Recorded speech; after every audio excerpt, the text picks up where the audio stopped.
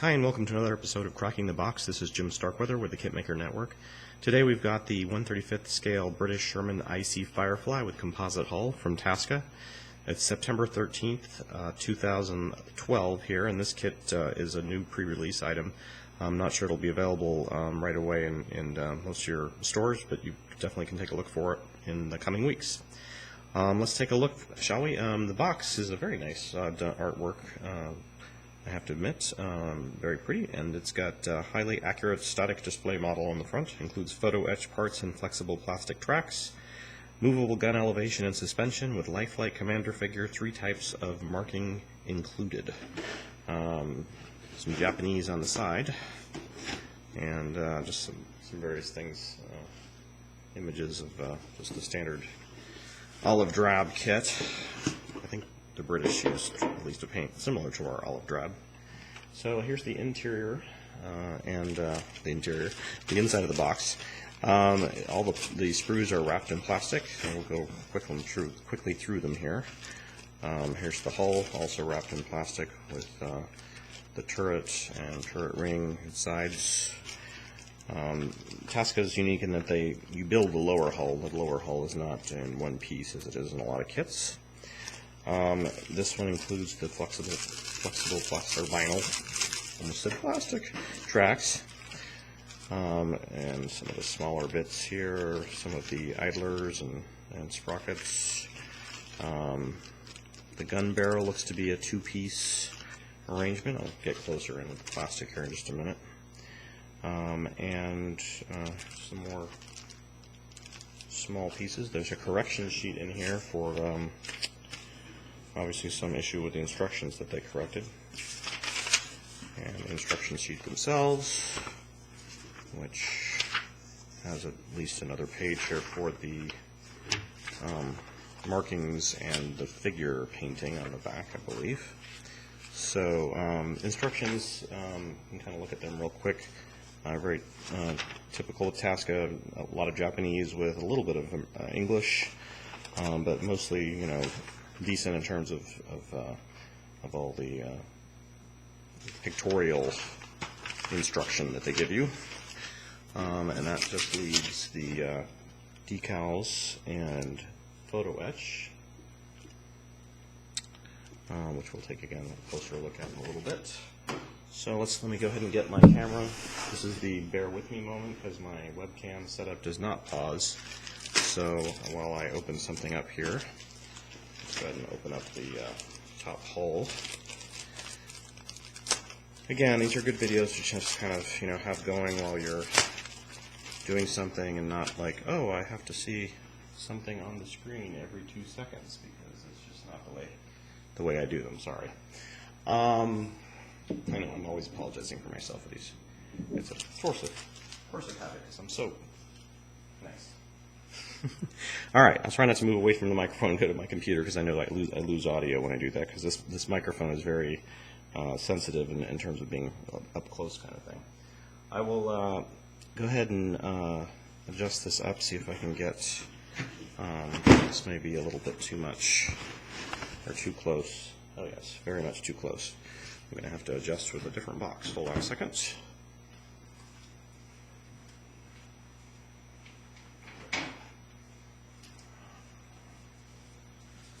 Let's try this. It'll work a little bit better as soon as I adjust the focus.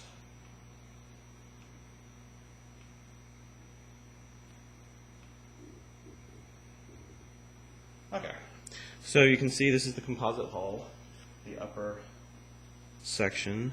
It's got a nice texturized look there, which stops about, off the forward section. So I assume this is obviously the section welded on right here. You can see the demarcation lines where my finger is.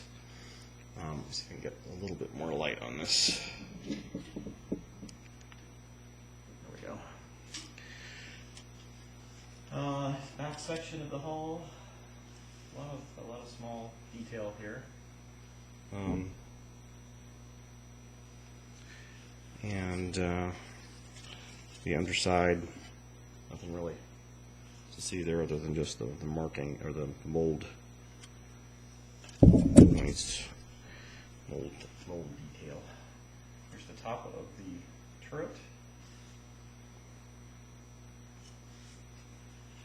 And again, there's definitely some texturizing, a little bit less though than so completely smooth here on the sides for the most part. I guess there's a little bit of visual texturizing, but maybe that holds true for the reference that's out there for the vehicle.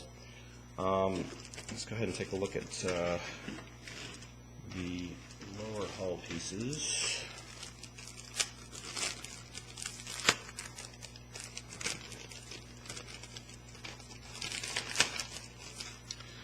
I'm not sure there's much to see here other than just that the parts look clean. There's no flash. Well, I say that there's a little bit right here on this piece, but the parts that matter are there's no flash. Like this little handle here, you can see. There's some very fine work there on that one. And I'm not sure these are some kind of tow hook attachment. Now let's go ahead and take a look at the barrel and other sundry bits on the next sprue.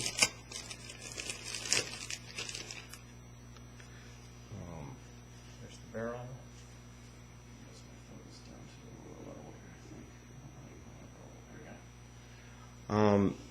It looks good. It's two pieces, which, you know, nowadays people start to go, 2 pieces? I mean, you didn't give me a metal barrel or a solid barrel, but, you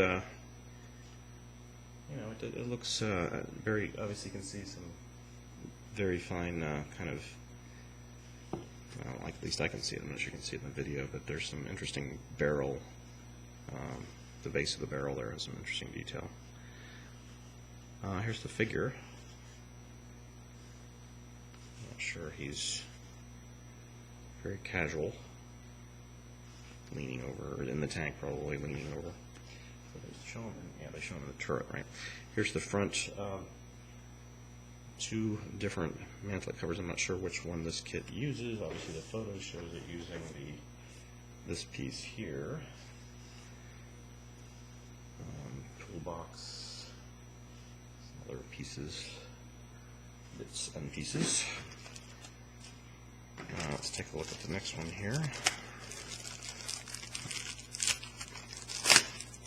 I'm not sure how much this kit shares with their previous Sherman releases. Obviously it probably does share a few sprues, I'm guessing. I may be wrong about that, so I'm just going to show what's here. I'll let the experts discuss those issues. I am not an IC Sherman expert. Sorry, I keep looking over at my screen when I probably shouldn't be, because I know that screws up my audio. I actually looked for a microphone headset so that I could just wear the microphone, you know, kind of thing, but believe it or not, there really isn't a lot out there. There's a lot of remote microphones for professional mic setups for like a concert or a PA system, but nothing USB. Of course, sometimes I'm amazed you have the whole world of the internet to buy products from, and nobody makes specific products that it seems like some people would use or need. Like with photography and camera work, I've noticed that also. Or, for instance, I went to look for a stand-up desk kind of thing, you know, so I wouldn't have to sit down and work all the time. And there are some out there, but they're crappy. They're just not. I want one like they had on Torchwood. Well, not quite like that, but at least one that I could, you know, put a lot of stuff on and maybe maneuver up and down to either sit at it or stand at it. But nobody makes such a thing. Hard to believe. All right, back to kit commentary. Sorry, I got sidetracked.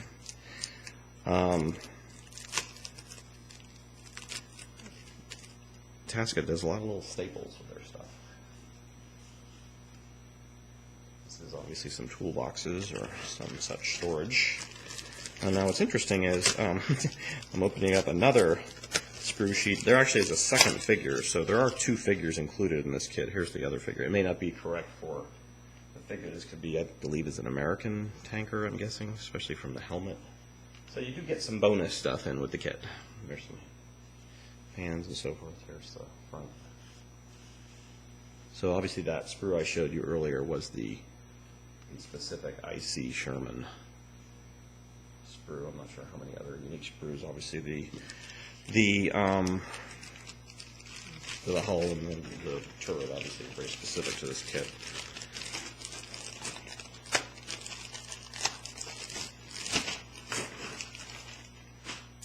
I'm going to try to bring in whatever kits I've kept over the years for reference. One of the things I like about some of our other folks out there doing reviews, like Terry Ashley with Perth, is that he has his whole library of stuff to pull from when he wants to do comparisons. And obviously, that is a big benefit to be able to look at a past kit and show what's different about it. So there's 4 of these sprues, and these are obviously all the running gear and so forth.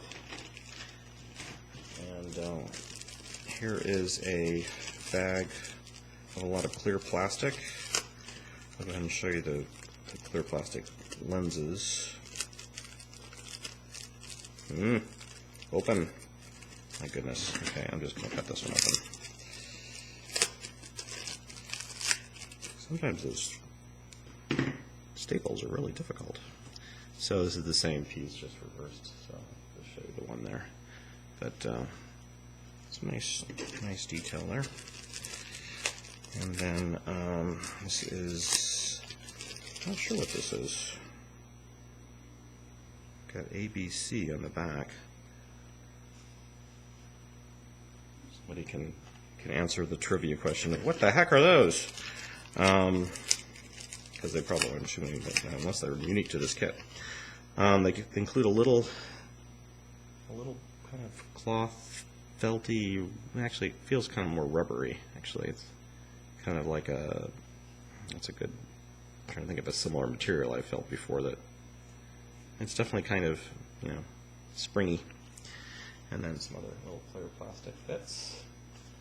What are we up to here? 12 minutes. Oh goodness. Faster, Jim, faster. I'm going to try to keep it under 15. That might be tricky in this one. Again, so when you watch these videos, it might be a good idea to kind of have something else going or be working on something at the same time so you can actually see when I point stuff out. Road wheels. Excuse me, not road wheels, but drive gear. I'll never forget that idler sprocket thing. It's going to haunt me forever.